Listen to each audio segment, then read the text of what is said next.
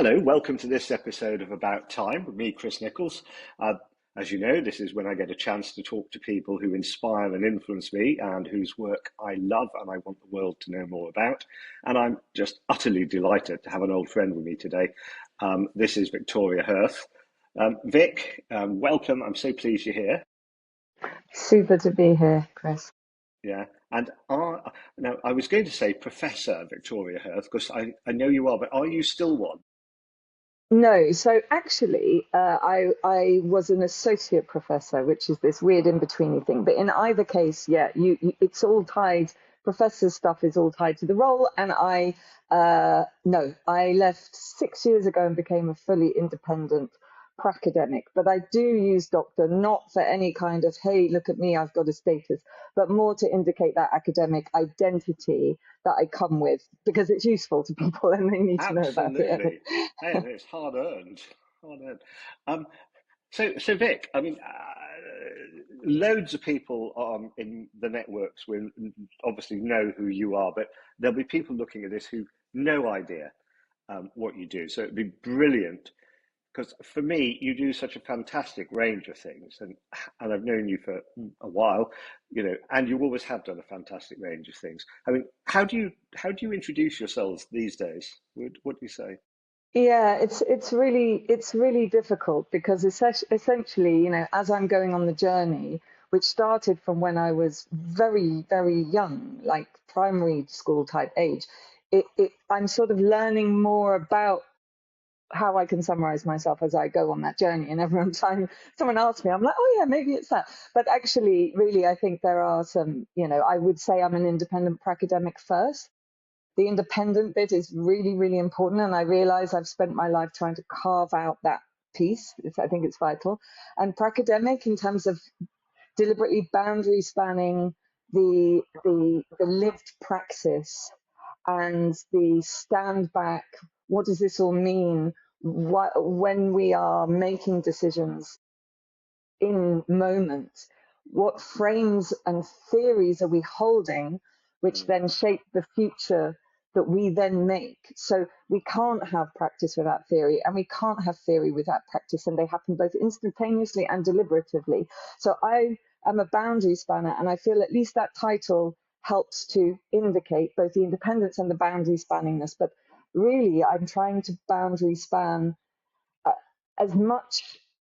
I'm on a journey to try to answer some key questions, and that's taken me in loads of different ways. So whilst it will seem strange and diverse, everything that I'm doing, there is, I think, a deep logic to a rationale for why I do that. Yeah, yeah, yeah. And I love that term, boundary spanning. Um, yeah, I mean, I describe myself as kind of moving between worlds, and you do this par excellence. I mean, yeah, I and try I've to, known you. Yeah.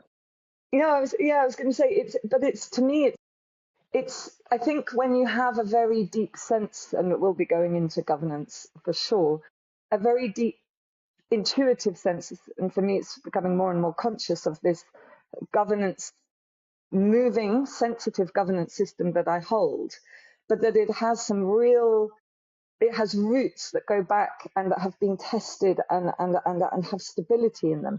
The strategy then, which is, sort of how I achieve what I feel that I'm trying to do within the system structures that hold me, the strategy then can appear to be all over the place, but it comes because it is in context, in reality, what are the opportunities I'm faced with in order to be able to best achieve that goal within that constraint. And that's what it is. And I think if you hold open a very broad frame of reference, your strategy is going to be very diverse and sensitive to its context. And that's the beauty of also being independent. I get to be able to play with that governance system to decide those strategies in a way that is more intuitive. As soon as we start working in organizations of more than one and going upwards, we have to be more deliberate and conscious of those so they can Yeah. look more structured.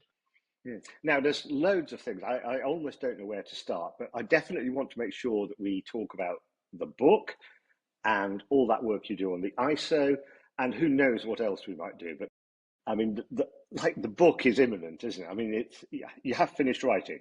Is that Yes, yeah, the first proper full manuscript first draft went in January actually. So and we're now at the point of about to receive the last opportunity to make tweaks, but it will be paginated. So we really are in those final stages, and therefore at the point that I really don't want to reread anything, because like anything, it's going to be completely imperfect, and it is, and because it's trying to boundary span. I don't want the now me to be thinking about the January me, because I've now, have a slightly different perception, and I could just keep going. So I'm just like, right, okay, it's going to do something useful in the world, or at least provoke discussion. That's what brilliant? matters. So it's not quite out yet, but it's imminent. Tell us about the book. What's it called? Yeah. Oh, and by the way, it's out in November, mid-November. It's going to be at the moment, but that is changing. You can, and I just to say up front, there's a LinkedIn group that people can join, called. So if you put Beyond Profit and you put my name, you'll get that as a so that's what it's called, Beyond Profit: Purpose-Driven Leadership for a Well-being Economy. Again, quite hard to get a title that captures the holistic nature of it, but I think that does a fair job of it. There's a LinkedIn group. We have about nearly 1,300 members, which is great. And that really is the place. So if you're interested in it, or you know others that would be, please get them to join up, because it's where we can develop the community of discussion. Yeah. Well, we will make sure that we get a link from you as well, Vic, so that we can put it in the show notes, and it will go out alongside any of the media we do alongside this. So we'll make sure a link Thank to you. that goes out. So, but tell us about the book. I mean, Beyond Profit. I mean, there's a clue in the title, but yeah, what is it? So now I have two co-authors. So I'm going to be talking for myself. Mm-hmm. Their voices are in there. The last chapter is very much the voice of my in deliberation and collaboration, but very much the voice of my co-author Ben Renshaw. And we also wrote the book with Lorenzo Fioramonti, who's been doing fantastic work in politics and at the macro level. And that's where in him and my work align very much so. So, but for me, it is the culmination of my life's work, I would say, in terms of where I am at the moment, in terms of what I see. And to explain that, I need to say a few things really. When you ask that question, what is it? It's a strategy. It's a strategy for evoking change. It's actually a strategy to help people understand the ISO. So you mentioned the ISO as well. This is, and there's a story behind that I need to tell at the same time. So I'm aware, Chris, in asking this question, you've opened the cans of worms, and I probably need to tell that full story. But are you happy for me to do that? Or would you please Yeah, interrupt me at any absolutely. time? Okay. Okay. So they're intertwined. The ISO and the book to me are two interconnected strategies. So let's It start is, with. it is, it is just possible, Vic, that people may not even know what an ISO is. So can you say what is an ISO when you get to that? Yeah. Yes, exactly. Oh, no, I totally will. That's what I was thinking. To be able to say that, I need to say this, and therefore, and so I'm going to go backwards, because what I need to be able to say what the book and the ISO are for me and explain what they are, I need to kind of explain why I would have ended up with saying that these are two critical strategies for change, not just my strategies for change, but because I'm acting on behalf of long-term well-being for all, I feel that they're two catalyst strategies for the world. And I do feel that they are that. So they're a culmination of a very long story. And I'm going to shortcut that, obviously, but it needs to be told in order to understand that. So the first thing is to say is that, yeah, when I was a very small child, I was born into very particular soil, and that has enabled me to be who I am and how I show up in the world. And there were some distinct parts to that. Some may know some of the story. I've been asked it a few times, but I had a family that really understood intuitively what was important in life, and they understood that that was not money. They left London, where they'd grown up, where they could have gone down certain routes. My dad left school at 15, became a joiner. My mum was the intellectual one, did A levels, could have gone on, but actually in those days you left. So they came to Plymouth, where I grew up, because they wanted a family, they wanted quality of life, and they didn't want to bring us up in that context intuitively. So we were a family of 5 after my mum gave up work to have kids on a joiner's wage. And that is, as anyone can imagine, that's tough going. But I never lacked anything. And so having little money, but I had a wonderful family. So wonderful family, not much money, a very inquiring, curious brain, and a spiritual context, because I was brought up a Catholic. And I'm not saying these don't exist in non-spiritual contexts, but where we were writing bidding prayers every week, grateful for what we have, made to be very conscious for what we had at school, conscious in the context of an emerging development paradigm of, wow, there are people out there living lives that look like this and feel like this, and that sort of reflection of what that means, and then being dragged to church every week. I'm a Stoic. I'm not a Christian. I mean, I think Jesus is amazing. He is one of my icons, but I wouldn't describe myself religiously as a Christian. I'd describe myself as a Stoic, a very bad but practicing, trying to practice Stoic. But the point, but it's given me something so wonderful and beautiful, and Jesus gave me something so wonderful and beautiful, which was this anchor in the sand of what I now understand is a postmodern world, to be able to ask those questions about and be dragged to church on a Sunday, where I had that moment of meditation, really, which I then developed. And anyway, the point is that I think the last piece of the puzzle to mention is that I remain stubbornly childish.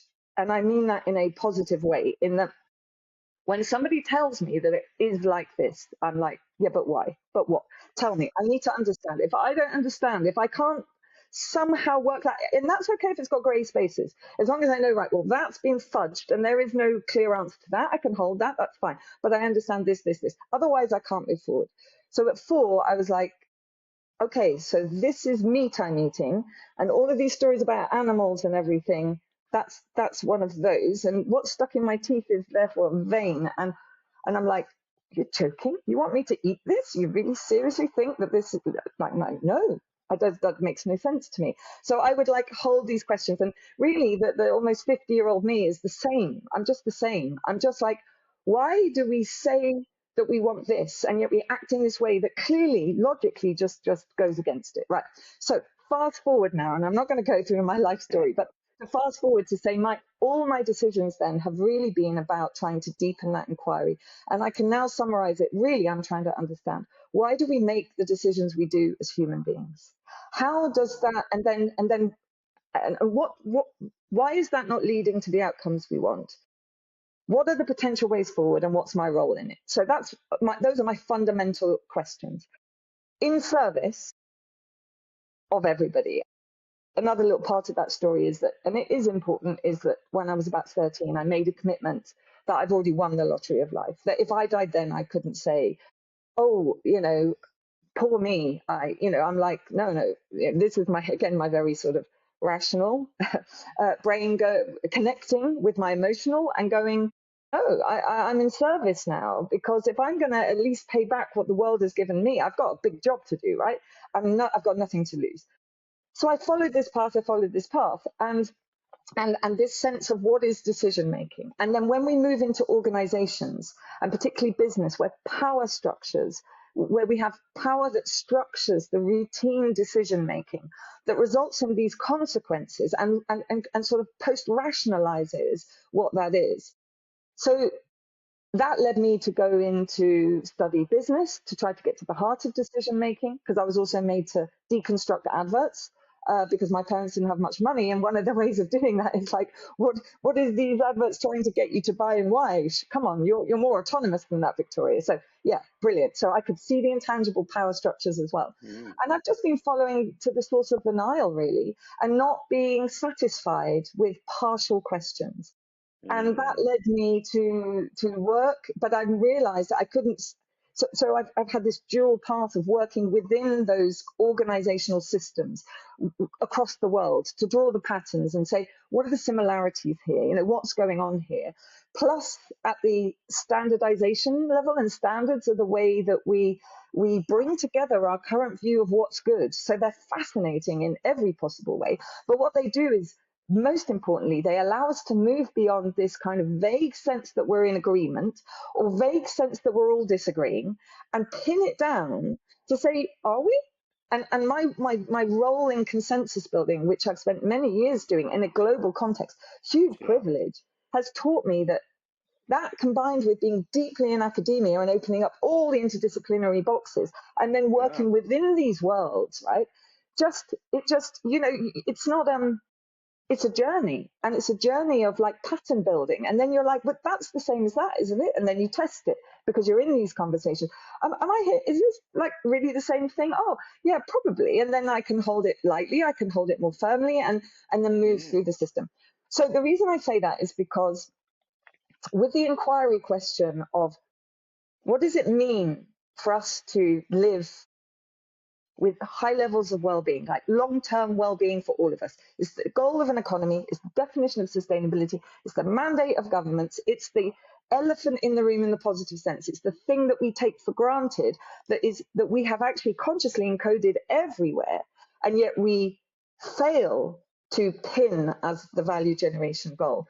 If that's what we want to achieve, what is the way of organizing our decision making, either as individuals or within the collectives that we bring together to make decisions together, and that includes up to the highest level of how we, in communion with all of life, organize our decision making so that what we achieve is what we want to achieve. And if what we want to achieve is long-term well-being for all, we have the ability to ask that question properly.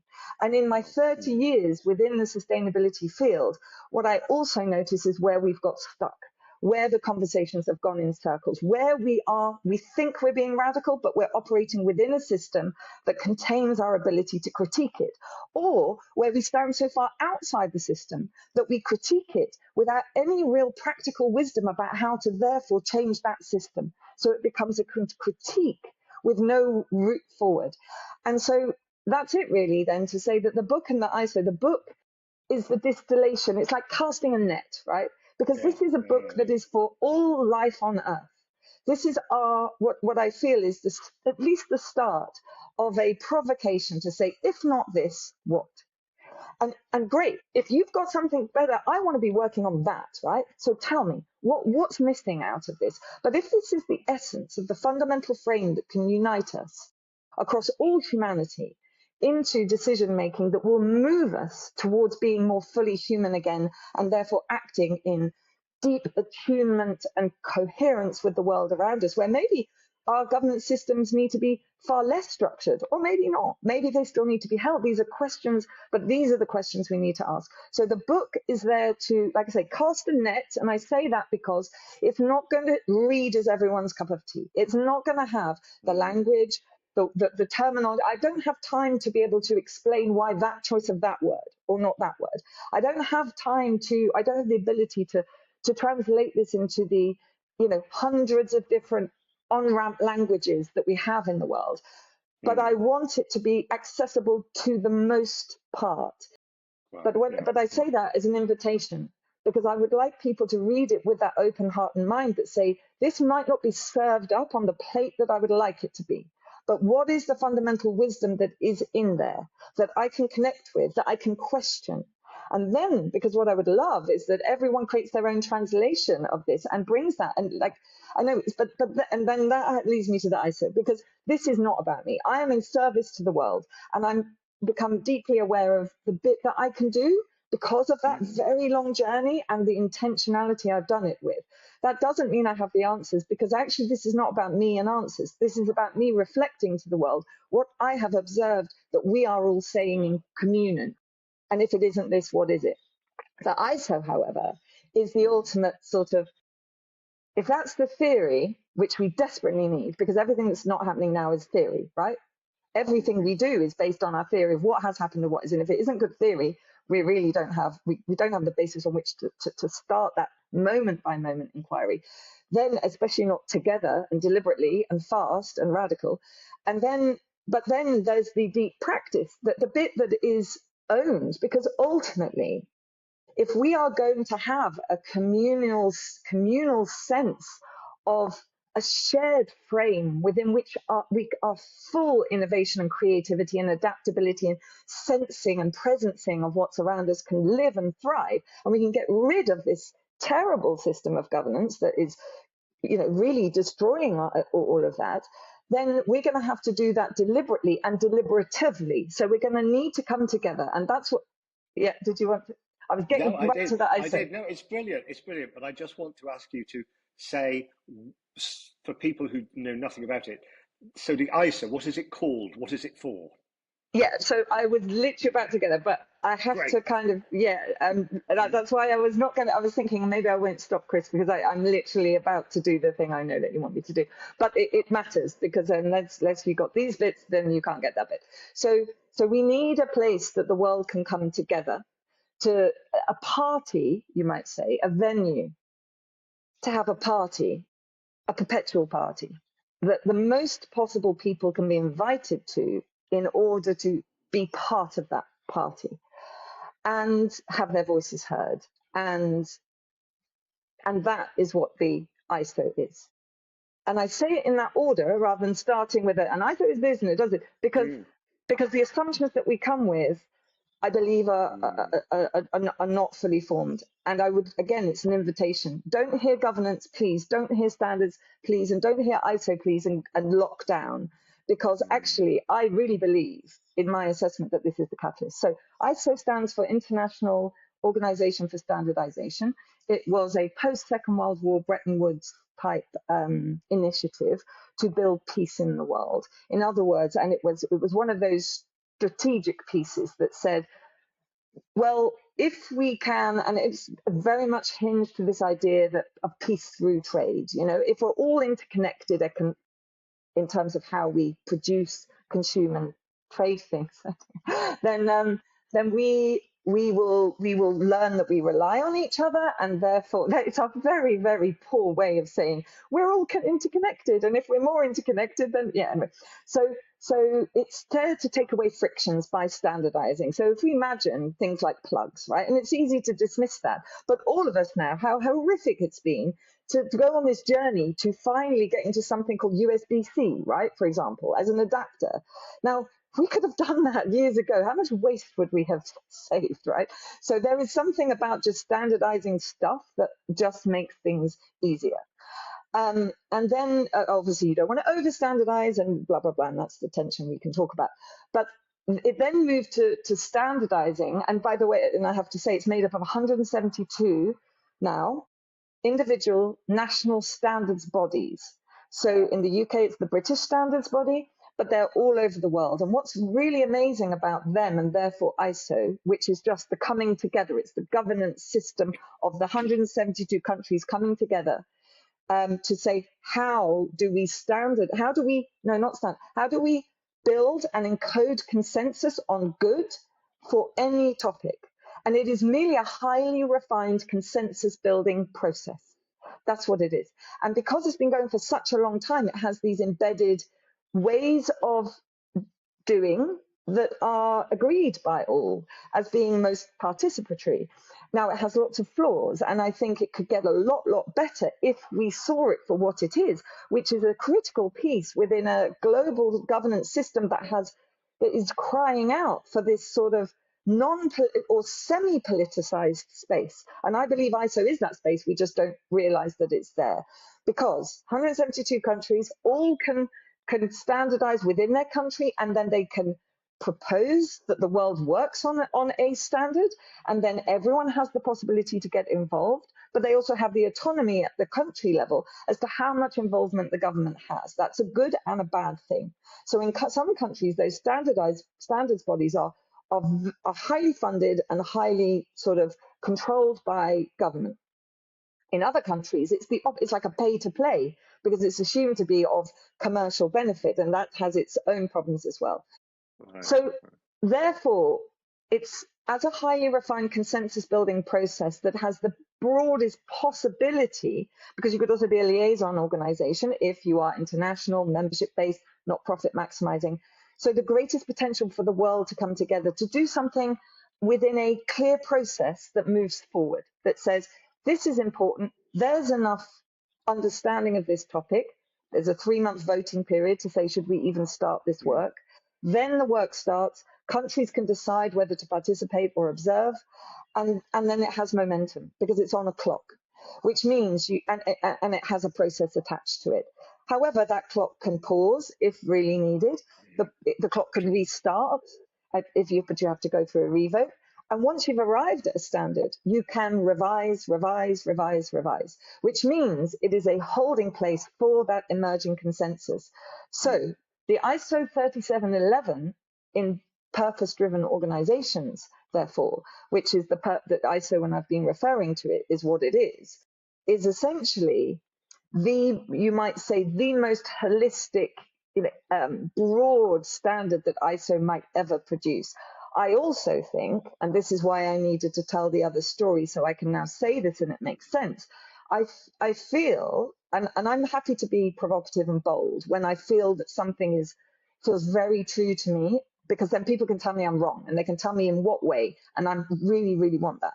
I feel it's the ultimate decision, the ultimate consensus building and decision that we need to answer as humanity, like literally. And that's a huge thing to say, I recognize that. And that question and answer is, because our solution does not lie in a product, a service, it just a person. It can never do this. It can only lie in a communal sense of what is the way in which we can routinely make decisions within organizations of any type size, because they are all nested and entangled. How can we envisage the most outer frame of governance that will enable our decisions to align with long-term well-being for all?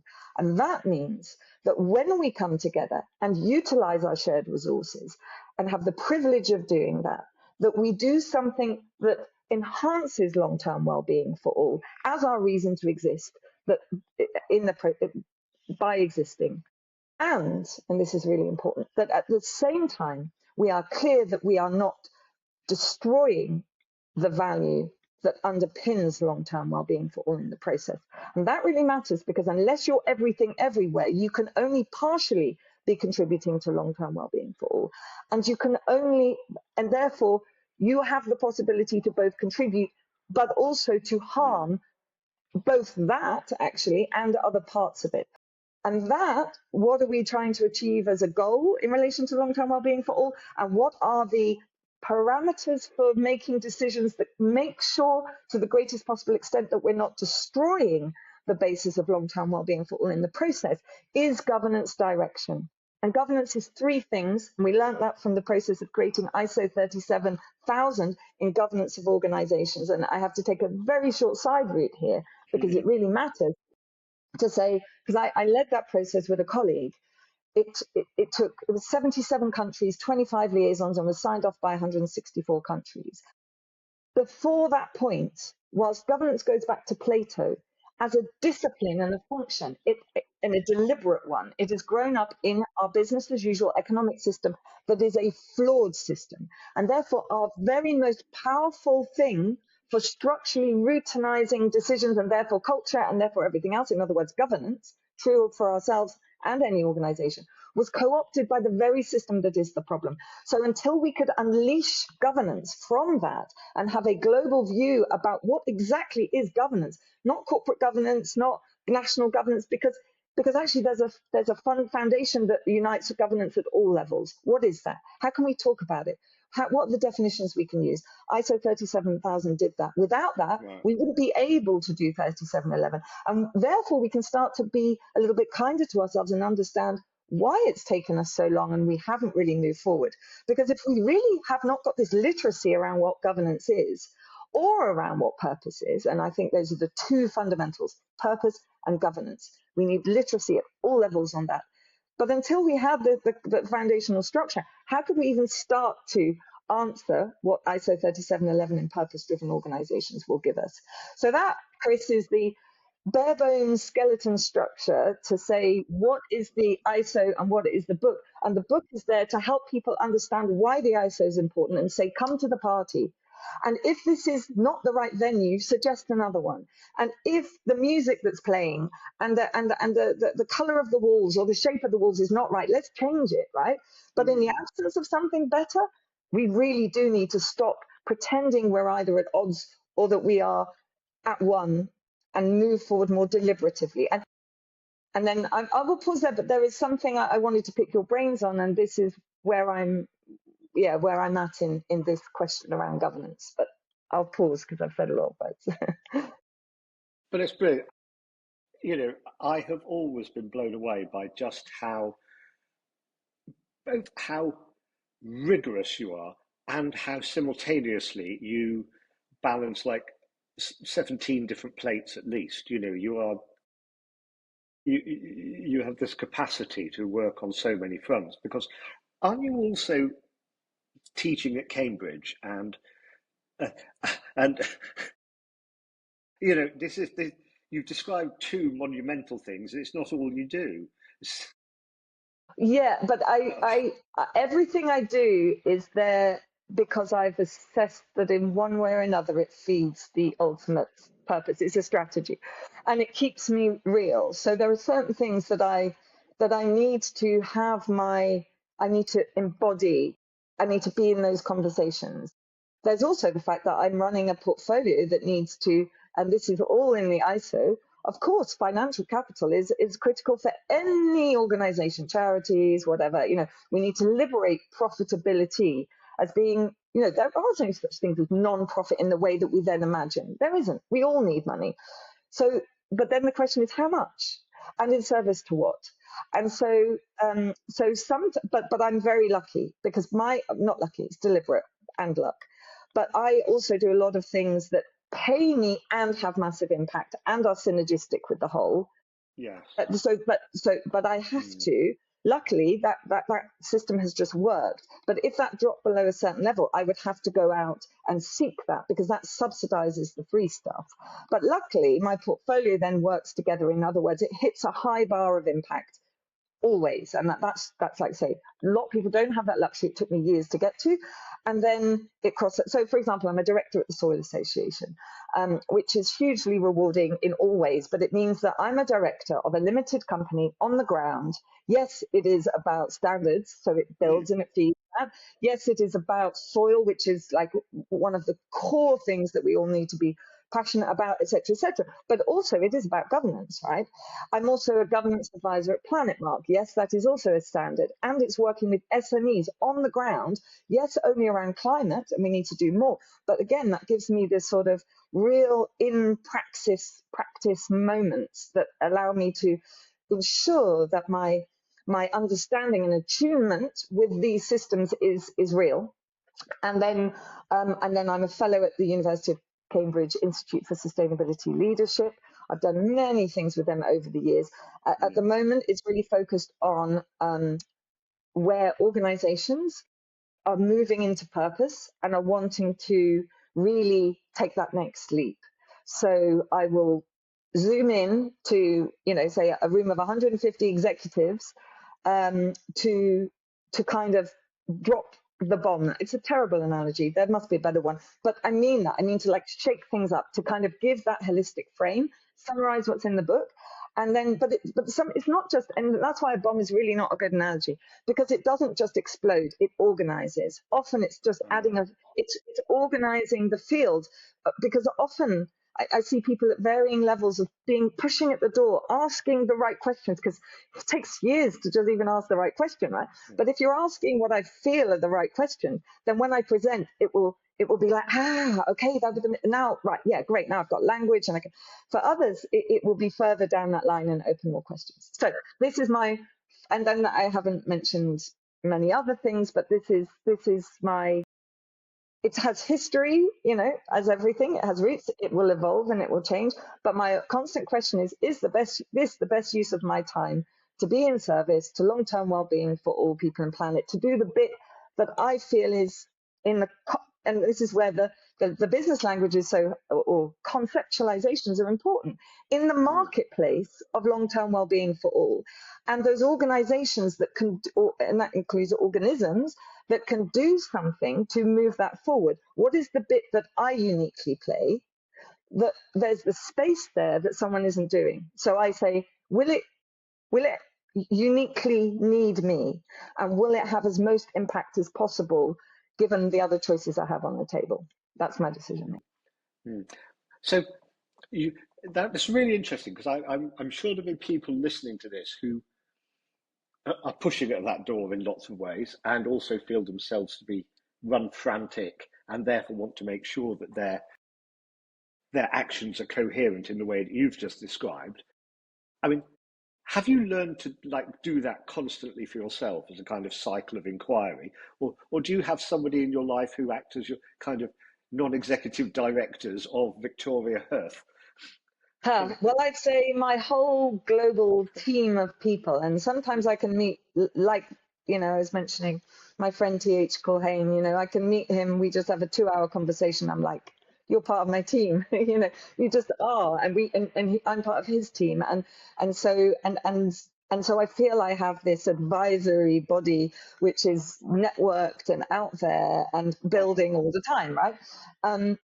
But ultimately, I am my governing body, so I can, and in the standard we talk about reference stakeholders, I can be answerable. I'm answerable to others, and I'm clear, and certain people, they probably don't even realize it, but I give parts of that. I'm accountable because they give me a sense of whether I'm on track. But ultimately, I'm the one that I am the executive, let's put it that way. I execute, and I have to make those decisions.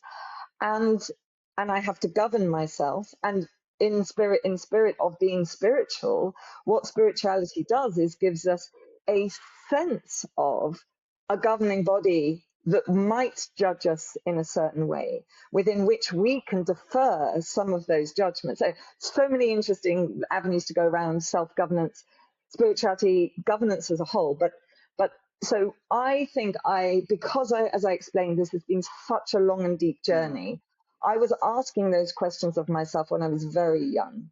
What should I best do with my time? Where are my skills? And I spent years, let's face it, I'm not romanticizing this, years just scrabbling around in the dark with faith. And this is where faith comes in. A faith that I would find clearings, faith that if I asked enough questions and opened enough boxes and showed up authentically enough, that it would come, and it would be a journey, and it really has been. And I do feel like I'm on an arc of a story, and that I am there towards the end of that. So I don't know if that helps, and maybe hopefully helps others, but just to say, it's the same thing that's in the book. If you can get the governance frame, that constant, so everything's constantly questioned. The governance frame is constantly questioned, but you will come to certain deeper conclusions about your identity, and therefore what you're trying to achieve, your purpose, and what are the boundaries that you don't want to step out of. Well, I want to achieve this purpose, but I don't want to hurt people in the process. I don't want to do this. I don't want to do that. I want to stay within this. And if I do that, everything else then is strategy. And so I talk about governance as freedom. Then you can be creative and try it, experiment, see if it works. You'll be able to embody mind, body, and soul, whether that's the right thing. And then to other people it might look chaotic, but to you, it works. And that's all I would say. I would say just focus on the governance frame and deliberating that, and use strategy to make change in the world, and use the wisdom from that strategy to then shape the governance frame. Now, I'm conscious that we've been going for about 39 minutes, and we've probably only got 5 or 10 minutes maximum left. I definitely want to know about, because I know you're going straight from here to chair some massive ISO meeting. So how many people is that? Is that that's not 170 people, is it? No, and actually we're at the stage of the process. It's very interesting. I'm loving this process, because the governance standard was, well, it was definitely, it was about all organizations. So we were trying to make something that was said is universal. When you're working on a standard of purpose-driven organizations, you're not saying, I hope it becomes universal. I believe it needs to be, right? But you're saying this is about this. So if you're in business as usual and you think the best way to serve society as a whole is to make as much money as possible, this standard is not for you. So we already have a more niche group, should I say. We have incredible experts spanning, like really spanning the world. And what's so fascinating about these meetings, especially as now we're getting towards the more polishing phase, is I never know who's going to be in the room. And nor do they, because we have a broad group of people, but because of time zones and this, that, and the other, we might get just 10% of those or even 5% of those that turn up. But it's like whoever's there is the right people at the time. And it's like creating a quorum within which we can then test ideas. And then we have the commenting rounds where everybody gets space to look at the document as a whole and comment. And we're just getting towards the end of one of those stages where we have got to the end of resolving those comments. So now we really are in polishing. So Chris, I don't know, because I don't know who's going to turn up. But like last time we had someone from Japan and Brazil and Peru and Cyprus and Egypt and South Africa and the USA. And these might be within liaisons or within countries, from Trinidad and Tobago. I'm just trying to think, China. It's great work. Wonderful. Well, look, before we finish, so some of this is about the future. So the ISO, that's going on. The book, November. What next for you, Vic? Because it's not going to be nothing, right? You are going to be doing stuff. So what do you know what's next? Well, yeah, that's an interesting question. And also, sorry, just to say, end of November for the book, and probably literally the year after for the ISO, which I hope will give people give time for the book to have impact. And one of the things I have to say about the book, and I'm in this phase at the moment, which is so beautiful, is sending out invitations for testimonials and spreading that net really broad and sending a good half of the book, the bit that is the frame, and seeing what comes back, and then putting those together. Ex-CEO of Shell alongside the daughter of Chief Arvel Lookinghorse saying, and people like Paul Polman and Philip Kotler, who's the founder of modern marketing, coming together and saying, this is practical wisdom that we need to take seriously and move forward with. To me, is just the most amazing thing. And I'm just giving a proportion of those. And I'd like to get to the point that we have these like online testimonials where people can submit and we can have this rolling thing, because what it does, it gives visibility to that consensus. That doesn't mean that, we agree all the details, but the book is the major thrust. So on to then your question, to say, what's for me after that, which then, so if we imagine book, that's going to occupy me with lots of also probably invitations for free work. I'm going to have to really balance this out with that are probably bigger impact than I could imagine. This is my hope. That's the positive scenario. And then